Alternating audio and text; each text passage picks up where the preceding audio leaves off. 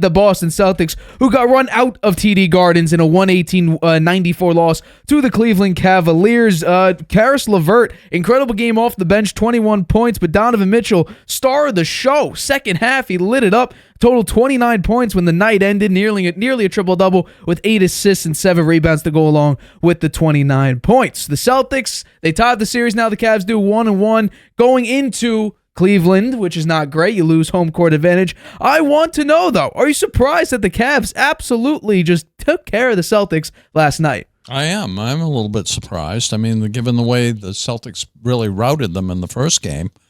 But it's a replay of the Miami series, right? They routed Miami in the first game, and then they lost the second one.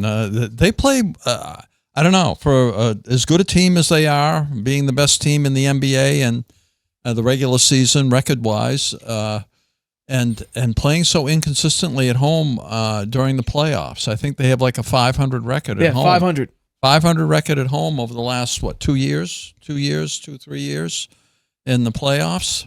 Hey, if you're gonna win your series on the road, I guess having the best record in the NBA during the regular season doesn't help you a whole lot. You're making your life a lot harder for yourself by losing these home games against a team that you really should beat. Right.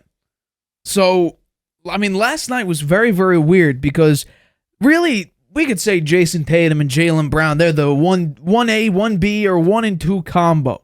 But I think if we really take a look at who's the MVP of the team, it has to be Derek White. Where this team goes, it's because of Derek White. Derek White shot 1 of 8 from 3.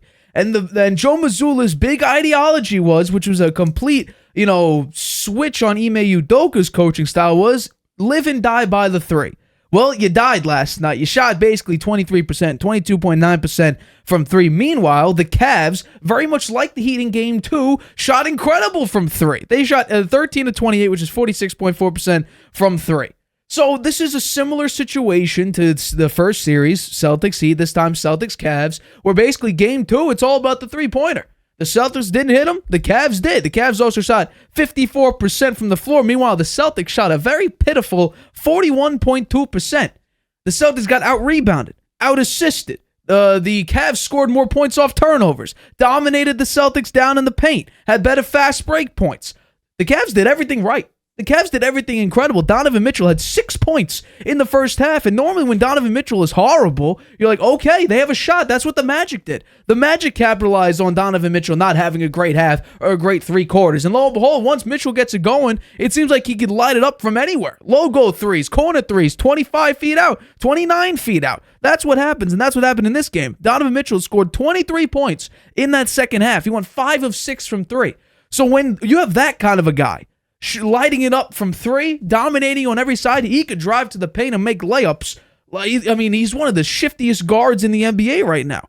But what I found very fascinating is the Cavs took care of the Celtics without arguably their second best player in Jarrett Allen. He's out with a rib injury. He's day-to-day. He was out for this game. He's first in offensive rating for the Cavs, second in defensive rating, second in value over replacement. So his backup is not really that great compared to him. He's also He's hands down the best rebounder for the Cavaliers, but it didn't matter because the Cavs, 44-31 rebound differential. And that's without their best rebounder. This just shows a lack of really determination and commitment. Jason Tatum, not a great game. Jaylen Brown, 0 for 6 from 3. I mean, this team lives and dies by the 3, and that's what I talked about in the Heat series. If you're not hitting your threes, what's your second go-to? In this case, it wasn't points in the paint because you got crushed 60-44 with points in the paint. So I'm not saying, ring the alarm bells here, just like I didn't do with the Heat. But am I saying that if a team can start hitting shots and you get into a cold spell, can the Cavs take over? And that's why I was nervous, because of the fact you have so many good players.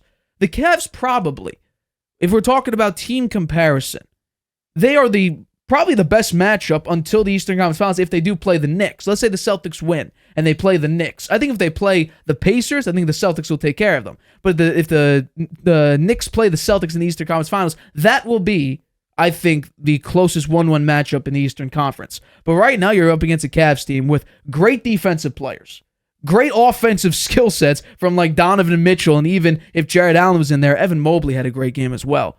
The Cavs, so many facets to this game, and the Celtics just couldn't stop it. Or not even that, just couldn't keep up whatsoever. So, I mean, I'm just a little bit nerve-wracking here. So, and I'll say this as well. Darius Garland, tremendous job defensively. You were in Derek White's face the entire time, disrupted a number of his shots, forced him to take shots that really he was uncomfortable shooting, and that's in large part why he went 1 of 8. Drew Holiday, he's I'm not gonna say offensive liability, but he's not an offensive help in the large scale of things. Jason Tatum, though, I think a lot of this does fall on him. Now, he was the leading scorer by 6 points, but here's the case. Jason Tatum, this is why we can't put him in the superstardom yet. It's because he can't take over games. Donovan Mitchell took over in the second half. Absolutely took over. Like I said, he went from 6 points in the first half to then adding 23 in the second half. He took over the game. The Cavs outscored the Celtics in the second half 64-40, and that's in large part due to Caris LeVert, 21 points off the bench, incredibly impressive. Donovan Mitchell, 23 points in the second half. Evan Mobley, he had a tremendous game, 21 points. So there is really nothing the Celtics could have done when they get hot like that. And also, when you shoot 11% from 3 in the second half, what are you doing out there? You have to find your next card. If a 10 of spades doesn't work, try to find your next highest card and play that. Yeah. They were playing deuces all over the place. Yeah, well, they couldn't make the easy shots either. Right. They were missing the easy shots, too. They, as you say, Mazzulla is a guy who has them living by the 3. Yep. And that cooked them last year in the last game against the Heat, and in other games too, where they went cold. They went cold on the 3-pointer, and that they couldn't win. Now this year they have a chance to do that, to win even without the 3-pointer with Porzingis, but now he's hurt. Right. So you could see they missed him last night. Absolutely. I think they missed him. And another aspect that the Celtics don't have that they normally do is a relatively decent bench.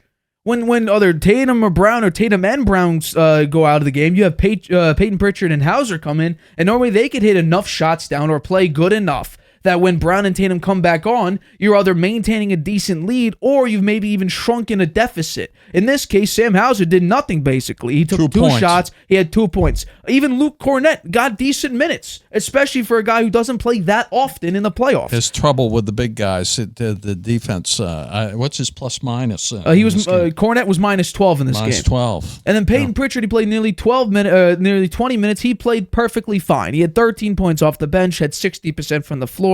You would like him not to shoot 25% from 3, but I'm not going to really, rip him to shreds because the entirety of the Celtics team couldn't hit a 3 for the life of them. So, I mean, you know what's shocking is Al Horford, he can shoot the 3. He led the Celtics in threes in this game. He went 3 of 7. Yeah. Jason Tatum was the only other one to hit more than 1.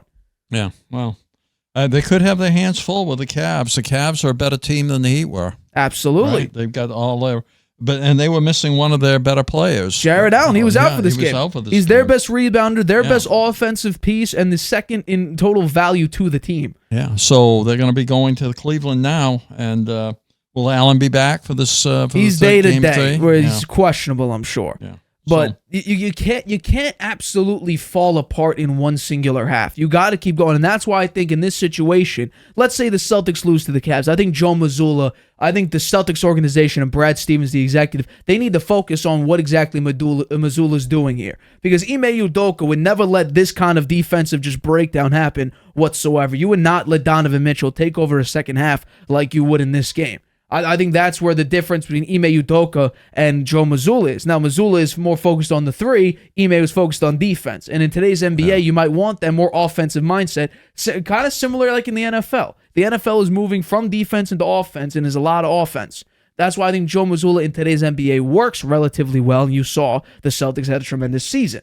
But when it comes down to late game situations where you need to have a stop or at least suppress a fiery team like the Cavs can, especially with Donovan Mitchell, I think that's where Ime Udoka would be a better coach in that type of a situation instead of Joe Mazzulla. Well, I think the other thing with the Celtics is I think after game 1 and the way they played in the last few games of the last series where they were dominating, right? Yeah. Winning by 25, 30 points.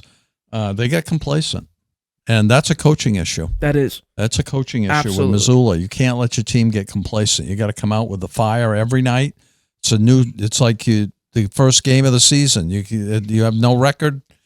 Don't look back. Don't look forward. play in the moment and play your heart out. And they definitely didn't do that last night. You could see it on the floor. Right. They didn't look like they were into it.